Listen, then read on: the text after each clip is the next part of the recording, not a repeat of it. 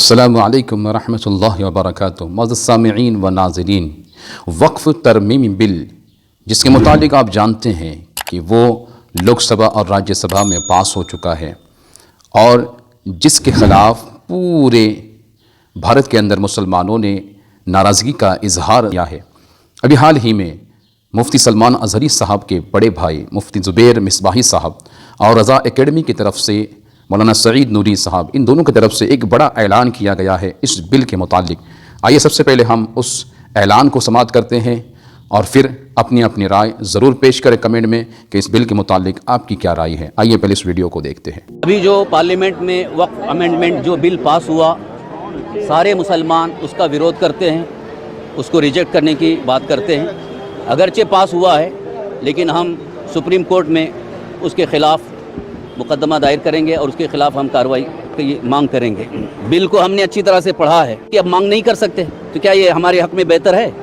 तो वक्फ़ की जो प्रॉपर्टीज़ पर जिनका कब्ज़ा है हो चुका है, अब उसमें ये अमेंडमेंट में ये बात कही जा रही है कि अब उसके बारे में आप कुछ भी मांग नहीं कर सकते। तो ये कौन सा कानून है?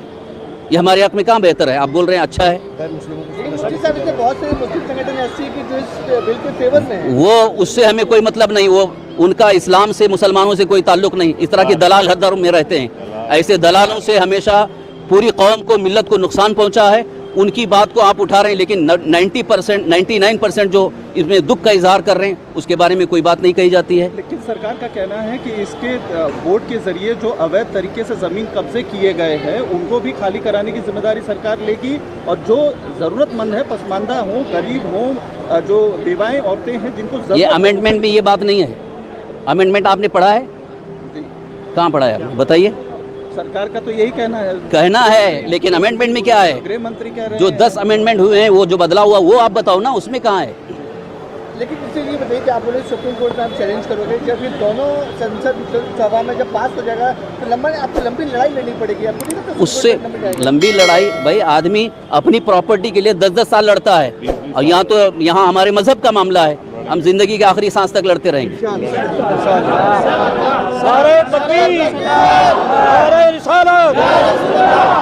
हमदर्दी की बात आती है,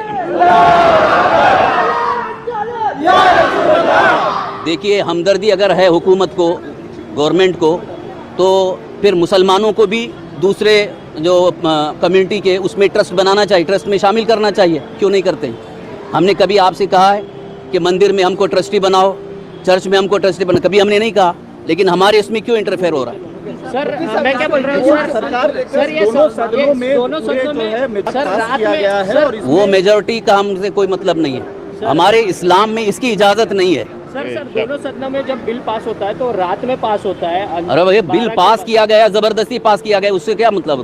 कुछ भी करेंगे। वोटिंग जो है सुबह वोटिंग में जो लोग थे वो सेकुलर नहीं रह गए। अभी सेकुलर लोगों ने अभी तक उसका विरोध किया है।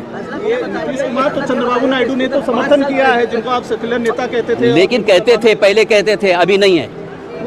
इस मामले में वो हट गए। राज्य में भी क्या मैसेज देना चाहोगे कि इसको लेकर लोगों में नाराजगी है? नाराजगी तो है।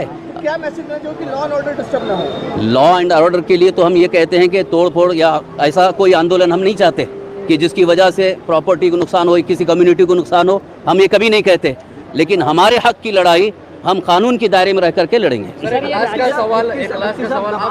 के अंदर है कि 5 साल मुसलमान होना अनिवार्य है, अगर कोई वक्त करता है तो बिल के अंदर ये भी वो यानी जो 5 साल, अभी 5 साल से पहले जो मुसलमान हुआ है, इस्लाम कबूल किया है, वो वक्फ नहीं कर सकता, ये उन्होंने बिल बनाया है। इसके बाद आप कैसे इसको चैलेंज करोगे और कैसे आप आगे इसको क्या? वो तो हमारे जो टीमें हैं, वो जो वकीलों की टीम है, वो उसके बारे में हम डिसाइड करेंगे। कांग्रेस की तरफ से सुप्रीम कोर्ट में जाने की तैयारी हो रही है, तो क्या आप लोग उनसे भी संपर्क करेंगे? उनको भाई किसी पार्टी से हमको कोई उतना भरोसा भी नहीं है, हम अपने हिसाब से करेंगे। सर राज्य के कई मंत्री जो हैं वो बार बार हिंदुत्ववादी चेहरा लेकर आगे बढ़ रहे हैं, उनको क्या आप सलाह दोगे? क्योंकि वो मंत्री पद पर है। एक देखो, हिंदुत्व वो अपनी जगह, उनका अपना ये है, उस मज़हब में हम कोई छेड़छाड़ नहीं, लेकिन कानून ऐसा होना चाहिए जिसमें सबका फ़ायदा हो, हर कम्युनिटी का फ़ायदा हो। तो ये इंसाफ की बात होती है। सबका साथ सबका विकास का मतलब क्या है?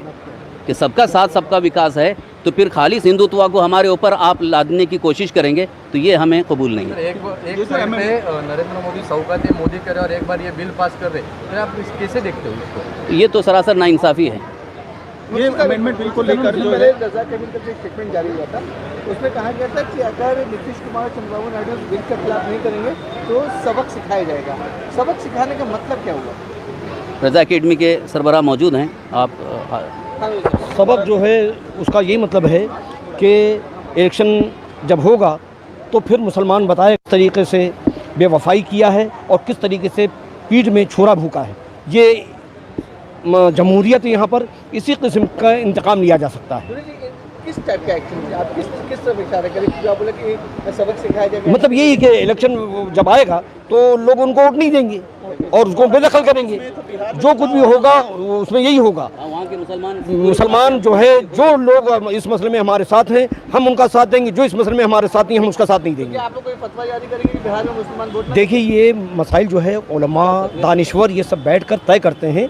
इसमें फतवा देना और ये शरई मामलात जो हैं वो शरई मामलात में रहते हैं। सियासी मामलात को सियासी तौर पर हल किया जाता है। तो हज़रत मौलाना मुफ्ती ज़ुबैर साहब बरकाती, खतीब व इमाम सुन्नी बड़ी मस्जिद व सदर ऑल इंडिया सुन्नी जमीयतुल उलमा बम्बई ने ये फरमाया है कि हम सड़क से लेकर और ऐवान तक और ऐवान से लेकर सुप्रीम कोर्ट तक इस जंग को लड़ेंगे और इंशाअल्लाह अल्लाह ताला इसके अंदर हमको फतेह और नुसरत अता फरमाएगा। जिस तरीके से गवर्नमेंट को और कानून वापस लेना पड़ा है, किसान कानून किसानों के लिए हुआ और नहीं मालूम कितने हुआ, इंशाअल्लाह ताला ये कानूनी हुकूमत को वापस लेने पर हम मजबूर करेंगे।